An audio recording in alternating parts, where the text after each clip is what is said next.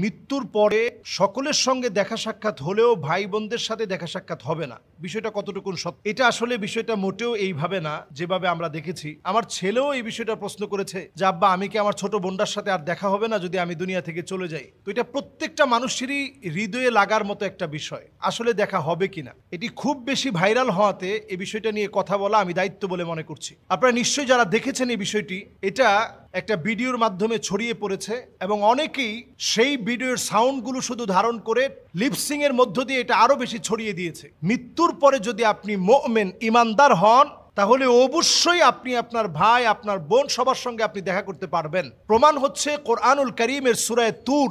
আল্লাহ রাব্বুল আলামিন বলছেন, সেদিন লোকদেরকে আলহাকনা বিহিম যুররিয়াতাহুম, তাদের নিজেদের আত্মীয় স্বজনের সঙ্গে মোলাকাত করায় দেওয়া হবে, ভাইয়ের সঙ্গে মোলাকাত করায় দেওয়া হবে, বোনের সঙ্গে মোলাকাত করায় দেওয়া হবে। আলহাকনা বিহিম যুররিয়াতাহুম, ভাই তার বোনকে পাবে, বোন তার ভাইকে পাবে। অবস্থা দেখবে সেদিন এমন হবে যে ভাই হয়তো জান্নাতি, বোনটা হচ্ছে জাহান্নামী। দেখার পরে বলবে যে আল্লাহ, আজকে আমার বোনের গায়ে জাহান্নামের পোশাক কেন?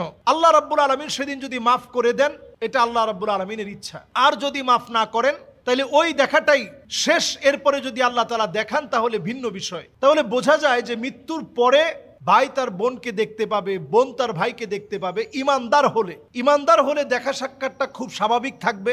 মাঝে মাঝেই দেখা সাক্ষাৎ হবে, যখনই মন চাবে আপনি দেখা সাক্ষাৎ করতে পারবেন। আপনার সাথে দেখা সাক্ষাতের মধ্য দিয়ে বিভিন্ন গল্প হবে। আল্লাহর জান্নাতে বাড়ি হবে এমন, এক তালা থেকে আরেক তালা হবে। মা বাইনা সামা ওয়াল আরদ, জমিন থেকে আকাশ যত দূরে, আকাশ থেকে জমিন যত দূরে, জান্নাতের এক তালা থেকে আরেক তালা হবে এত দূরে। সুবহানাল্লাহ বিহামদি। সেই জান্নাতের ভিতরে আল্লাহ তাআলা দেখা সাক্ষাৎ করিয়ে দিবেন। এটা কোরআনুল কারীমের আয়াত দ্বারা প্রমাণিত। এবার হাদিসের দিকে আসি। সেদিন কিছু মানুষ আল্লাহর কাছে বলবে, কানু ইউসাল্লুনা মাআনা, আল্লাহ এই মানুষগুলো, এই যে আমার ভাই, এই যে আমার বন্ধু, আল্লাহ এরা তো আমার সঙ্গে একসঙ্গে নামাজ পড়তাম, আমরা দুই ভাই একসঙ্গে যেতাম, আজকে আমি জান্নাতে ও জাহান্নামে, আল্লাহ আপনি মাফ করে দেন না। সেদিন যখন এইভাবে আল্লাহর কাছে ফরিয়াদ করবে, আল্লাহ যার ফরিয়াদ কবুল করবে, আল্লাহ বলবে যাও তাকে জাহান্নাম থেকে নিয়ে আসো। সেদিন গিয়ে আত্মীয় স্বজন একে অপরকে, বন্ধু বান্ধব একে অপরকে, ভাই তার ভাইকে টেনে নিয়ে আসবে। এটা হিসাবের বা বিচারের একটা পর্যায়ের কথা বলছি। তাহলে সেখানেও সাক্ষাৎ হবে। এবার আসেন আল্লাহর জান্নাতের ভিতরে বিরাট একটা মাজমা হবে।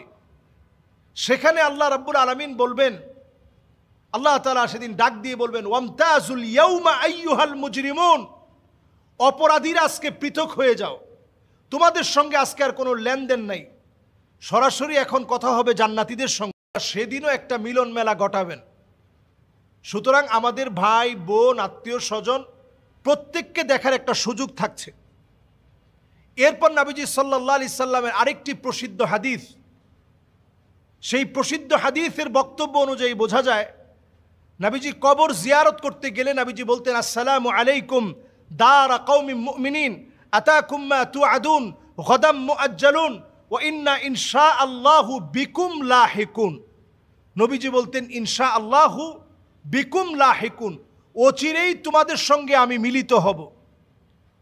নবীজির চাচার কবরের সামনে দাঁড়িয়ে সাইয়্যিদুশ শুহাদা আমির হামজা রাদিয়াল্লাহু তাআলা আনহুর কবরের সামনে দাঁড়ায় নবীজি বলছেন, অচিরেই আপনার সঙ্গে আমার মিলিত হবে, অচিরেই আপনাকে আমি দেখব, আপনাকে আমি পাবো। তার মানে বোঝা যায় আত্মীয় স্বজনের সঙ্গে, তার মানে বোঝা যায় আত্মীয় স্বজনের সঙ্গে একটা দেখা সাক্ষাৎ হবে, একটা মিলন মেলা হবে। সেদিন আল্লাহ তাআলা যাকে চাবে সেই মিলন মেলায় আল্লাহ তাআলা শরীক করাবেন। আল্লাহ তাআলা আপনার আত্মীয় স্বজনকে দেখাবেন।